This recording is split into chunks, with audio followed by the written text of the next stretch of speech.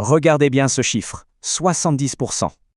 Alors 70%, c'est quoi?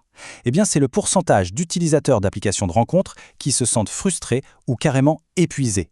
Oui, 7 personnes sur 10. C'est un sentiment tellement partagé qu'on est en droit de se poser une question fondamentale.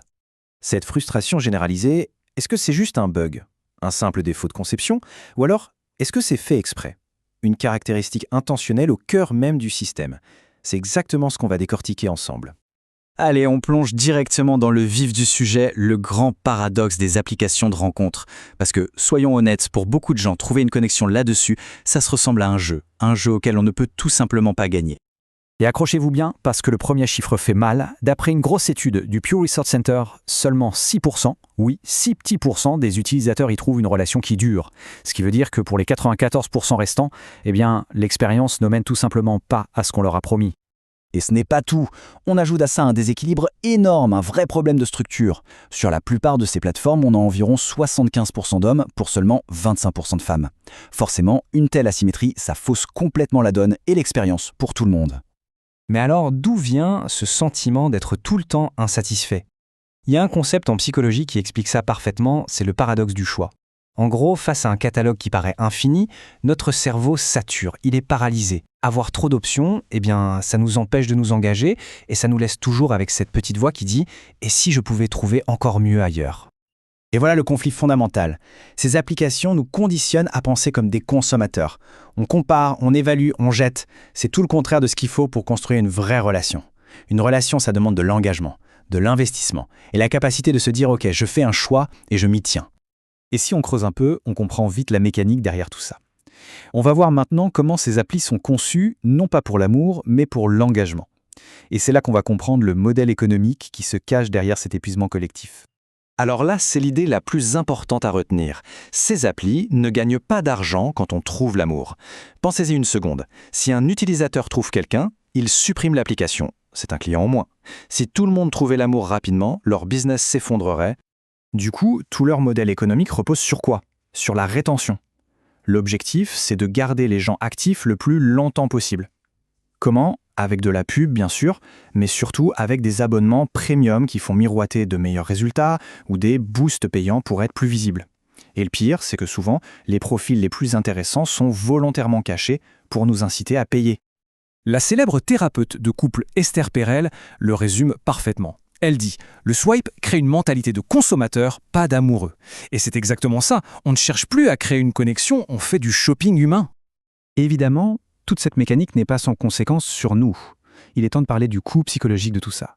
Des impacts bien réels et documentés sur notre bien-être mental et émotionnel. Regardez ce chiffre, il est assez parlant.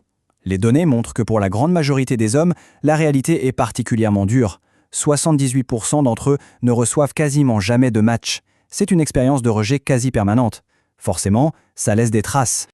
33%. Ça, c'est l'augmentation du niveau d'anxiété qui a été mesuré chez les utilisateurs réguliers de ces applis.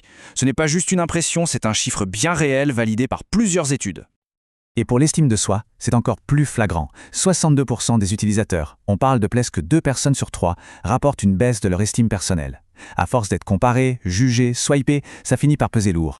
Ce qui est fascinant, c'est que même des experts de l'intérieur le disent. L'anthropologue Helen Fisher, qui a pourtant travaillé comme conseillère scientifique pour Match.com, est très claire là-dessus. Elle dit que ces applis, ce sont juste des catalogues. Elles donnent accès à plus de monde, oui, mais ce ne sont pas une solution pour tomber amoureux. La chimie humaine est bien plus complexe que ça. Bon, donc, si vous est le problème, quelle est la solution? Existe-t-il une alternative? C'est ce qu'on va voir dans cette dernière partie. On va explorer une approche complètement différente, une invitation à passer de la consommation passive à la création active. En fait, il y a vraiment 2 chemins qui s'opposent. D'un côté, on a le chemin de l'appli. On est passif, on attend que ça tombe, on laisse le pouvoir à un algorithme et notre attention part dans tous les sens. Et de l'autre, il y a un chemin intentionnel, actif, où on reprend le pouvoir, on clarifie ce qu'on veut vraiment et on se concentre. Et le cœur de cette nouvelle approche est d'une simplicité presque déconcertante. L'alternative, ce n'est pas une nouvelle application encore plus sophistiquée, non. L'alternative, c'est une lettre. Alors, comment on fait concrètement? Comment on écrit cette fameuse lettre? Voici un petit guide en 4 étapes toutes simples pour se reconnecter à une intention vraiment profonde. Le processus est à la fois simple et très profond. Première étape, on se crée un espace sacré, un moment calme où on ne sera pas dérangé. Deuxième étape, on définit ses sentiments clés. De quoi a-t-on vraiment envie dans une relation? La joie, la complicité, le respect, on liste tout ça. Troisièmement, on écrit directement à cette personne, à son futur amour, comme si elle était déjà là. Et enfin, l'étape cruciale, on active cette intention. On la publie, on l'envoie, on fait quelque chose pour l'ancrer dans le monde réel. Et là, c'est vraiment le changement de perspective qui est essentiel. Le but, ce n'est plus de chasser ou de trouver quelqu'un. Le but, c'est de faire un travail sur soi pour devenir la personne qui est prête à être trouvée, prête à accueillir cette relation. Et pour que la démarche porte ses fruits, quelques derniers conseils sont essentiels. Il s'agit d'écrire avec son cœur, avec son essence, pas juste en listant des critères physiques, de décrire les qualités humaines qu'on recherche chez l'autre, les valeurs profondes, et surtout de cultiver au quotidien le sentiment que cet amour est déjà une réalité. C'est un principe simple, l'émotion qu'on cultive le plus fort finit toujours par se manifester dans notre vie. Et tout ça, ça nous amène à la question finale, la question de fond. La vraie interrogation, ce n'est peut-être pas comment optimiser son profil pour avoir plus de matchs. Non, c'est plutôt pourquoi avons-nous collectivement décidé de confier quelque chose d'aussi fondamental et intime que l'amour à un algorithme dont la finalité est purement commerciale. C'est une pensée qui mérite vraiment qu'on s'y attarde.